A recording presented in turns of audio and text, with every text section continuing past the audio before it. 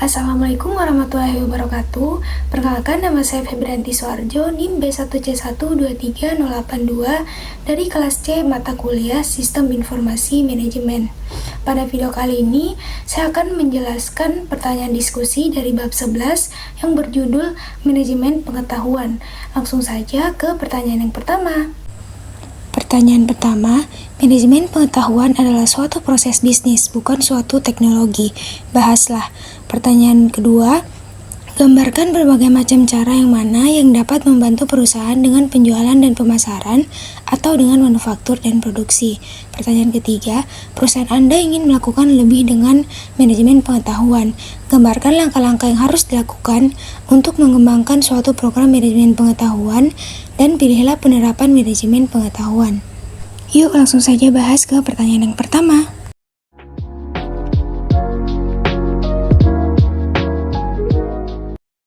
Jadi, manajemen pengetahuan adalah proses bisnis yang melibatkan penciptaan, penyimpanan, dan penggunaan pengetahuan di dalam suatu organisasi yang bertujuan untuk meningkatkan efisiensi dan inovasi. Nah, proses bisnis di sini melibatkan manusia, strategi, dan budaya kerja, bukan hanya teknologi. Teknologi yang dimaksudkan di sini hanya berperan sebagai alat pembantu dalam mengelola pengetahuan, misalnya sistem basis data, intranet, dan perangkat lunak berbagi dokumen. Contohnya, sebuah proses pelatihan karyawan baru menggunakan pengetahuan dari pengalaman karyawan sebelumnya tanpa menggunakan alat teknologi yang canggih.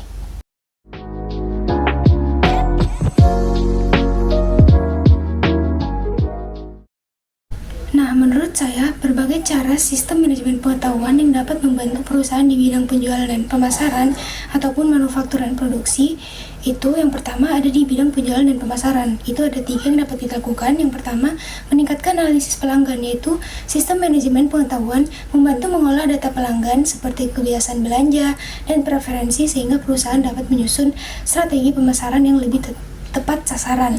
Yang kedua yaitu optimasi strategi pemasaran, yaitu dengan wawasan dari sistem ini, perusahaan dapat memilih metode promosi yang paling efektif dan mengukur dampaknya secara real time. Dan yang ketiga yaitu peningkatan layanan pelanggan. Dengan pengetahuan tentang kebutuhan pelanggan, layanan dapat disesuaikan untuk meningkatkan kepuasan dan loyalitas pelanggan. Nah, sedangkan di bidang manufaktur dan produksi, yang dapat dilakukan yaitu yang pertama, efisiensi operasional, yaitu sistem ini membantu berbagi pengetahuan tentang proses produksi yang lebih efektif dan mengurangi pemborosan dan mempercepat waktu produksi. Yang kedua, manajemen rantai pasokan, yaitu informasi yang terorganisasi membantu dalam pengelolaan inventaris dan memastikan bahan baku tersedia tepat waktu. Dan yang terakhir, yang ketiga, yaitu peningkatan kualitas produk. Dokumentasi praktik terbaik dari setiap tahap produksi memungkinkan perusahaan meningkatkan standar kualitas produk secara konsisten. Menurut saya, sistem manajemen pengetahuan dapat diterapkan baik dalam penjualan dan pemasaran maupun manufaktur dan produksi, tergantung kebutuhan perusahaan. Untuk penjualan dan pemasaran, berfokus untuk meningkatkan strategi berbasis data pelanggan, misalnya dengan menggunakan analisis data historis, yaitu dengan menganalisis data pelanggan sebelumnya untuk menciptakan pemasaran yang lebih efektif. Sedangkan untuk manufaktur dan produksi, berfokus untuk meningkatkan efisiensi dan kualitas melalui pengetahuan operasional yang sudah terorganisasi dengan baik, sehingga keduanya sama-sama penting dan saling melengkapi.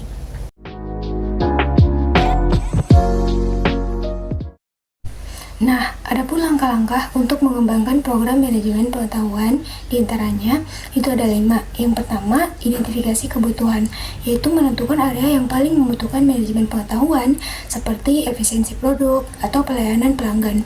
Yang kedua, yaitu pengumpulan pengetahuan, yaitu mengumpulkan pengetahuan eksplisit seperti dokumen laporan dan pengalaman karyawan. Dan yang ketiga, yaitu pengorganisasian pengetahuan, yaitu menggunakan teknologi teknologi untuk mengatur pengetahuan, misalnya menggunakan basis data atau platform kolaborasi.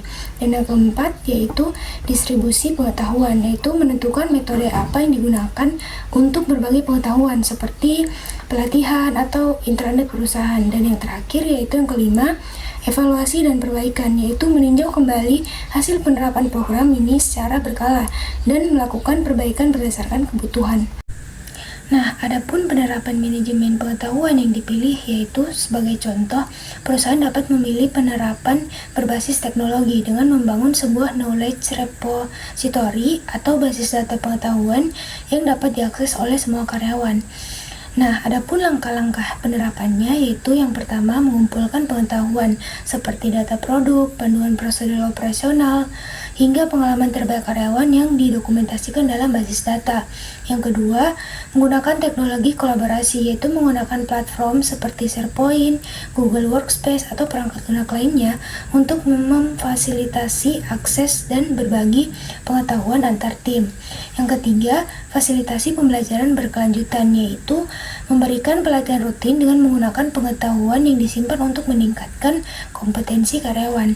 Dan yang keempat yaitu mendorong kolaborasi aktif, yaitu menerapkan forum diskusi atau ruang ide di mana karyawan dapat berbagi wawasan baru atau berdiskusi tentang solusi yang inovatif. Dengan langkah-langkah tersebut, program manajemen pengetahuan akan membantu perusahaan mencapai efisiensi, meningkatkan inovasi, dan memperkuat daya saing. Sekian dari penjelasan saya, lebih dan kurangnya mohon dimaafkan. Wassalamualaikum warahmatullahi wabarakatuh.